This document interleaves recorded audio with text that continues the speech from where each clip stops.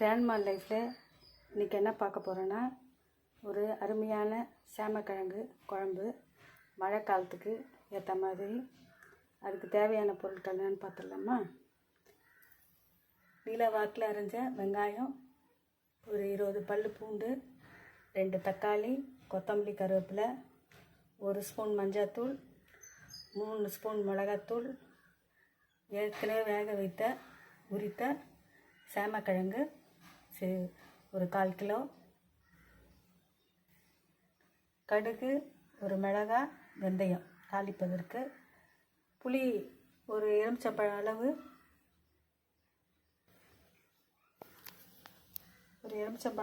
ஏற்கனவே கரைச்சி வச்ச புளி, அதையும் சேர்த்துக்கிறோம். அதையும் எடுத்து வச்சுக்கிறோம். இப்போ நம்ம எப்படி செய்யறதுன்னு பார்க்கலாம். அடுப்பில் சட்டியை வச்சுட்டு, சட்டி காஞ்ச உடனே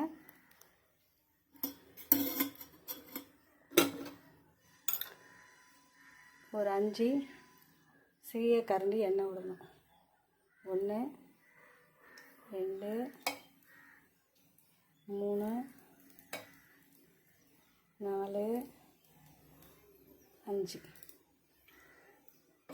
இந்த குழம்பு சட்டியில் செஞ்சால் ரொம்ப அருமையாக இருக்கும். இது ஒரு 2-3 நாள் கூட நம்ம வச்சு சாப்பிட்லாம். இன்னும் ஃப்ரிட்ஜில் வச்சிங்கன்னா நிறைய நாள் வரும்.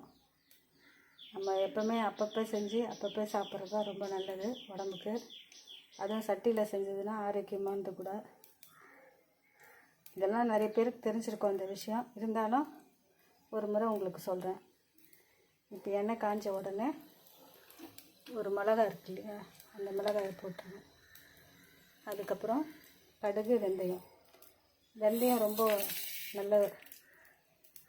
நல்ல ஒரு ஆரோக்கியமான பொருள். அந்த வெந்தயத்தை போட்ட பிறகு கடுகு பொரிஞ்ச உடனே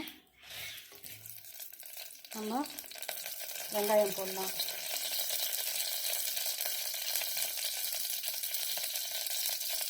கடுகு பொரிஞ்சு வெந்தயம் செவந்துச்சு. இப்போ வெங்காயம் போட்டு நம்ம போட்டுக்கலாம்.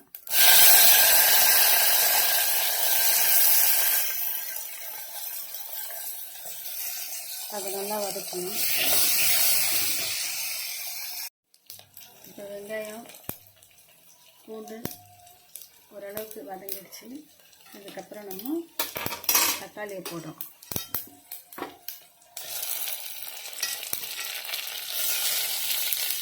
இந்த தக்காளி பொடியாக நறுக்கணும், போட்டுக்கணும். போட்டு சவக்கணும். தக்காளி வதங்கினோடனே கருவேப்பிலை போடணும்.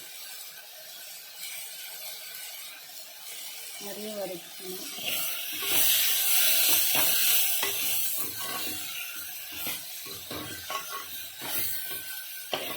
நம்ம நல்லா வதக்கி செஞ்சோம்னா குழம்பு டேஸ்ட்டாக இருக்கும்.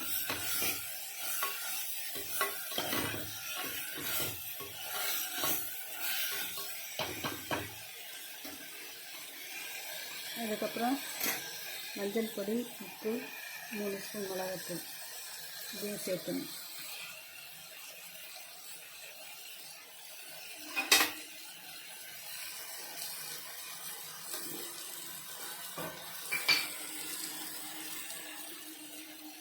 தேவையான அளவு கல்லுப்பு.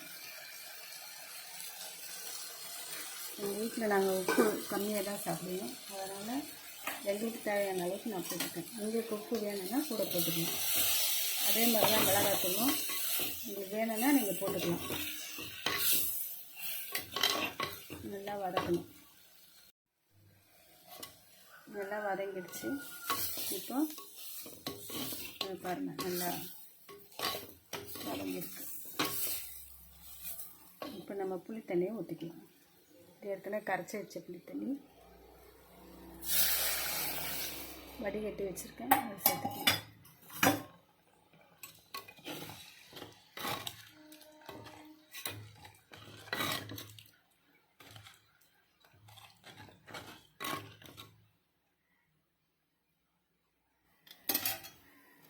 இதை கொதி வரட்டும். அது வரல அதை மூடி வச்சிடலாம்.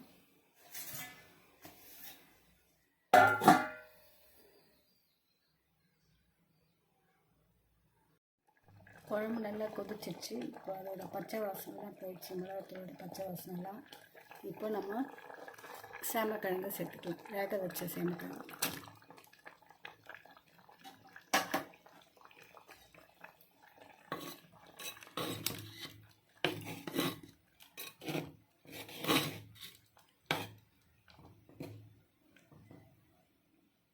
இது ஏற்கனவே வேக வச்சு சேமக்கிழங்குனால நம்ம முதலே சேர்த்துட்டோம்னா ரொம்ப குழப்ப ஜாஸ்தி ஆகிடும். அதனால் குழம்பு இறக்கிறதுக்கு கொஞ்சம் நேரம் இருக்கும்போது நம்ம சேர்த்தா போதும். இப்போது கொத்தமல்லி தூவிடலாம்.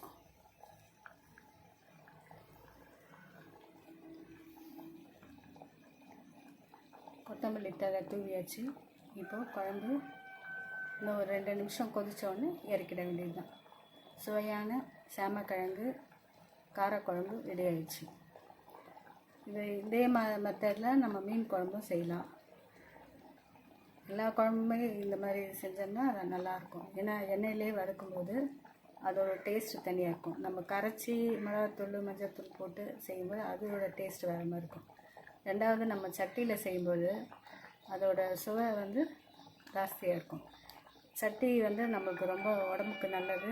இதை யூஸ் பண்ணோம்னா ஏதாவது நமக்கு அந்த மண்ணோட இதனால் இது ரொம்ப ஆரோக்கியமான சமையல். சட்டிலையும் மண்பாண்டத்தில் செய்வது ரொம்ப ஆரோக்கியமான சமையல். இந்த வீடியோ உங்களுக்கு குழம்பு நல்லா கொதிச்சிச்சு. இப்போ நம்ம இறக்கிடலாம். இது சாப்பாட்டோடு சாப்பிட்றதுக்கு ரொம்ப சுவையாக இருக்கும். இந்த வீடியோ உங்களுக்கு பிடிச்சிருந்தா லைக் பண்ணுங்கள், சப்ஸ்கிரைப் பண்ணுங்கள், ஷேர் பண்ணுங்கள். Thank you very much. இவ்வளோ நேரம் இந்த வீடியோவை நீங்கள் பொறுமையாக பார்த்ததுக்காக நன்றி. தேங்க்யூ.